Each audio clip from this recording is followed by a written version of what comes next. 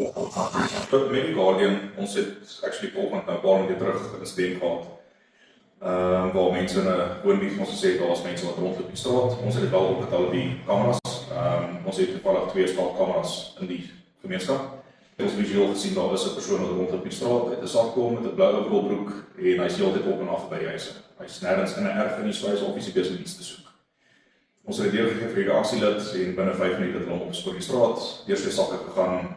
Dit is 'n ou wat in Aspik gegrou, maar die feit dat hy heeltyd in die straat gebly het, beteken hy potensieel iets gesoek om te vat. Dalk 'n tuinslang of iets wat hulle dalk gespot het of iets.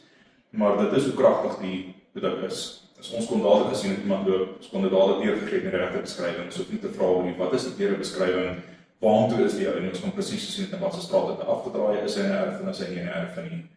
En ons kon dit hanteer op 'n manier.